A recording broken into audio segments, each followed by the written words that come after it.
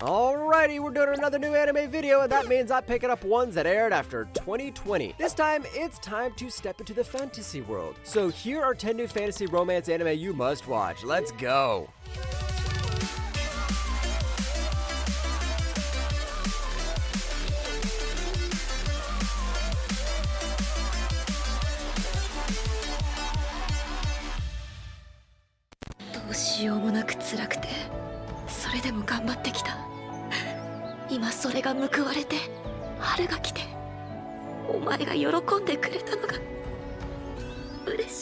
Why don't we kick things off with a romance anime airing this season? Long before anyone could count to 12 months, the world only knew winter. Feeling incredibly lonely, it fashioned spring as its very first companion. Soon after, summer and autumn arrived to join them, finally making the seasonal cycle feel complete. These powerful beings became known as the Four Seasons. However, about 10 years ago, spring's representative, Hinagiku, suddenly disappeared along with her entire season, leaving a huge gap in the world.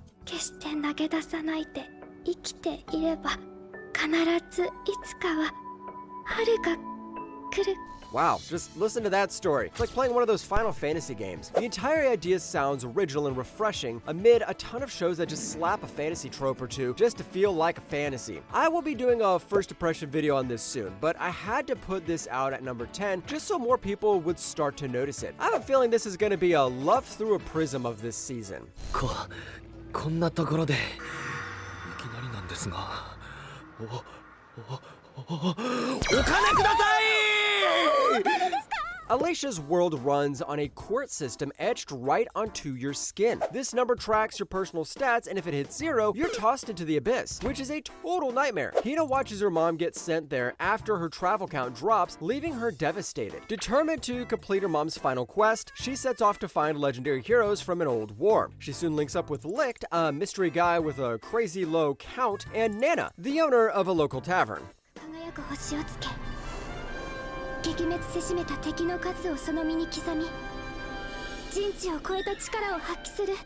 Honestly, I had a great time watching this, despite the heavy fan service early on. Yes, the main character puts Chihiro to shame, and there can be points where you really just want to hit the guy in the face. But this, guys, what happens when you mold in Issei from High School DxD and Sungjin Woo from Solo Leveling into one person. And even if you don't like the guy, the whole count concept will hook you right away, since that number actually controls everyone's social standing and strength.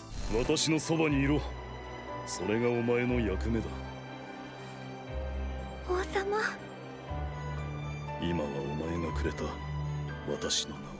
It's Beauty and the Beast time, folks! Nestled at the edges of the world is the kingdom of Osmargo, where beasts rule and a human must be offered each year. Sarifi arrives as the 99th sacrifice, but she's totally fearless around the fearsome King Leo. Since she has no home to return to, she simply wanders the palace halls, leaving Leo and his advisor completely confused. Soon, Leo says screw it, this waifu's too cute to be eaten, and decides to let her live in the castle. 意義のあるものは心して前へ出よ。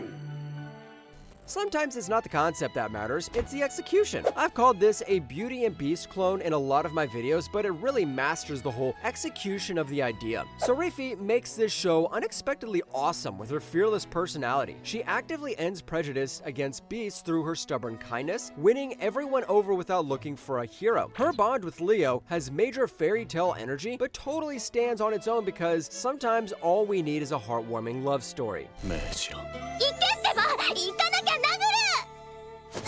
まあいいか言ってやる仰せのままにカカシ殿 In the kingdom of Highland, humans stole fairy wings to ground them, turning these magical creatures into servants. Enter 15-year-old Anne Halford, an ambitious silver sugar master who hires a tough warrior fairy named Shao as her bodyguard for a trip to the capital. She swears she'll help him get his stolen wing back, but their journey reveals some big problems about the whole fairy-human struggle.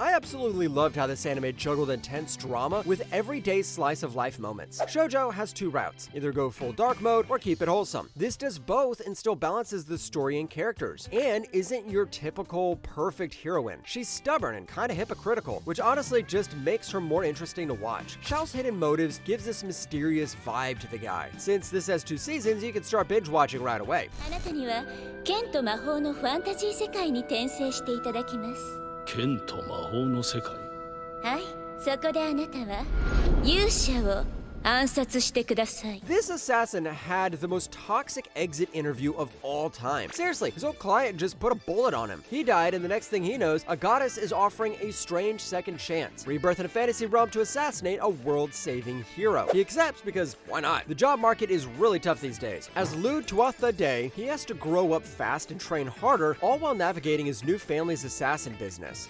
戦場では雷足の戦乙女と呼ばれて大活躍だったそうだな。その名前で呼ばないでください。恥ずかしいです。 I honestly like the main character over everything else. The guy gets an assassin in his previous life, and he's an assassin in this life. And since these skills get carried over, he is a much better MC than a ton of other isekai main characters. The family dynamics are pretty wholesome too. And of course, you get some badass ladies along the way. Screw it, I'll be bold enough and call this the James Bond isekai version. 私のことを覚えていてくれたんだ。そりゃ短い間にしろ仲間だったんだし覚えてるさ。仲間。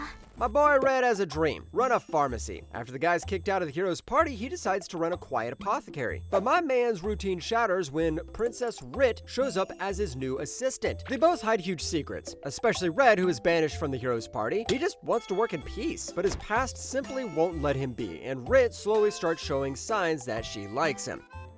でもね。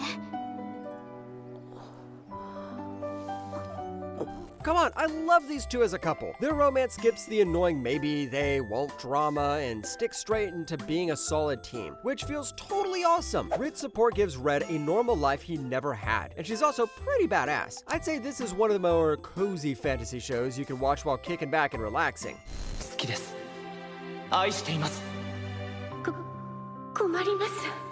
私には夫も子供も。 Come on, this is one of my favorite isekai, so I spam this very often on my lists. You know how this goes. A hardcore gamer gets strong-armed into a dating sim set in a strict matriarchy, and he basically goes insane while trying to win. He stops sleeping or eating just to beat the thing, and then falls down the stairs and dies. He wakes up completely different, taking over the life of Leon Faux Barfort. Now he's stuck living a throwaway guy he hates, forced to use his smarts to survive since the whole world is totally rigged against him.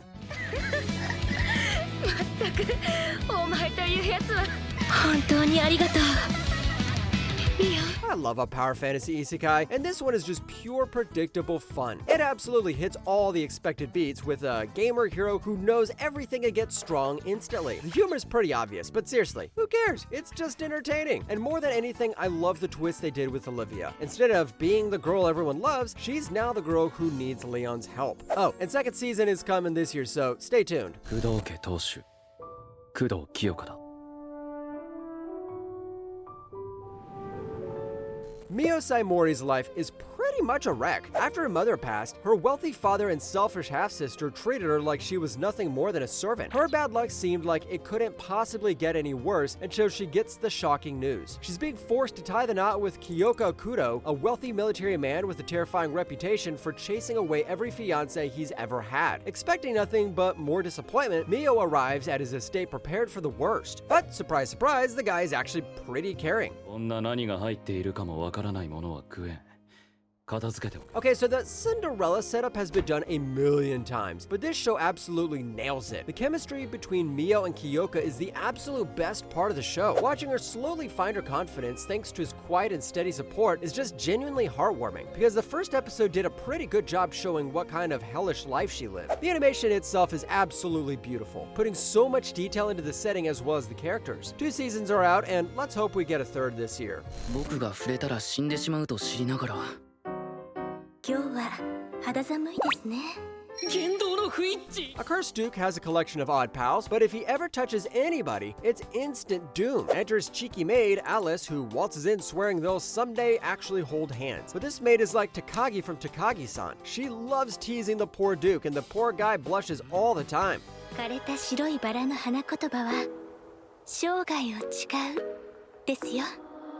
そう。 I initially ditched the show over the 3D animation, but 3 seasons later, I'm totally hooked. This is a top-tier romance, no question. Watching the Duke and Alice navigate their spicy chemistry while being totally hands-off is pure delicious drama. Their bond is built through this nice little witty banter you get in shows like Kaguya-sama, except this time Alice is the one taking the lead. Season 3 is my absolute favorite out of the 3, and man, it is a wild ride. A CGI ride, but it's still a wild one.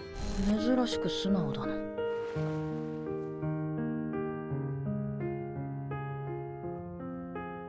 And we're finishing with the anime's shortest Sherlock Holmes, Mao Mao, simply as an apothecary's daughter. She gets sold to the Imperial Palace and works there as a maid. She makes a huge effort to hide her medical smarts just so she can remain unnoticed by the powerful people around her. However, the Emperor's children eventually fall mysteriously ill. She secretly solves the difficult medical puzzle. Despite the risk to herself, and the sharp eunuch Jinshi spots her hidden brilliance immediately.